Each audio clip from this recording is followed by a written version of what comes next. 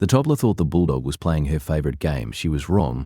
He had never been more serious in his life. It started the way warnings often do, as something that looked like nothing. Winston was a 4-year-old English Bulldog, 53 pounds, the flat-faced, deliberate, terminally unimpressed variety. He was not a fast dog. He was not an excitable dog. He was the kind of animal whose primary mode was horizontal and whose secondary mode was vertical but uninterested. He had lived with Isla since she was 5 months old. She had tormented him with affection. He had tolerated her with the specific patience of a dog who has decided that tolerance is its own kind of love. They had an arrangement.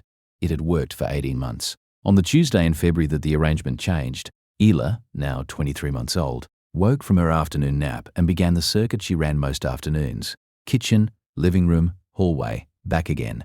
Her parents called it the lap. She ran it 6 to 8 times on a good afternoon, bare feet slapping on the hardwood, the specific laugh of a toddler who has discovered that speed is a sensation. Winston usually ignored this completely. He was usually on the couch. On Tuesday, he was not on the couch. He was in the hallway entrance, sitting, facing the kitchen, body positioned across the mouth of the hallway like a wall that had decided to have opinions.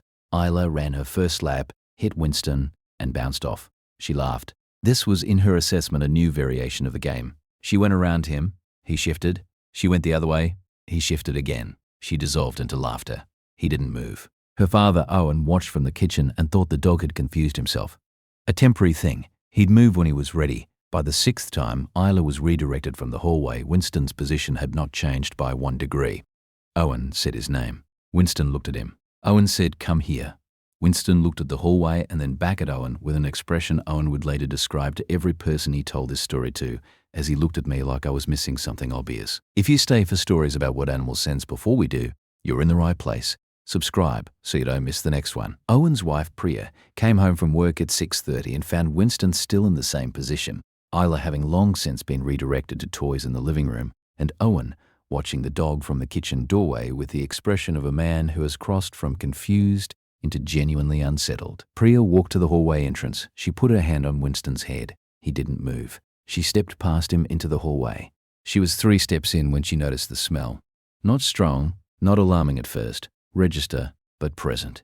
A faint chemical smell she associated with heating systems, something metallic and thin and wrong in the warm air of the closed hallway. She backed out. She said, "Owen, call the gas company." The technician who arrived at 8:47 p.m. found a hairline crack in the heat exchanger of the furnace, the component that separates combustion gases from the circulating household air. The crack was small. The leak had been gradual. The hallway, which ran directly above the furnace room, had been accumulating carbon monoxide in concentrations that the technician measured at 212 parts per million.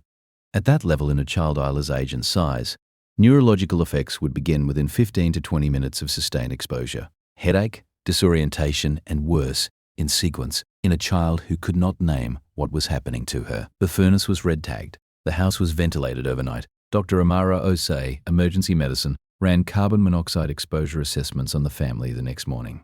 All clear. None of them had been in the hallway long enough for measurable absorption. Isla had not been in the hallway at all. That was not because her parents had kept her out. That was because Winston had kept her out. Has your dog ever done something that made no sense until it was the only thing that made sense? Tell us in the comments. These stories belong here. Dogs detect carbon monoxide at concentrations below what most standard alarms are calibrated to trigger.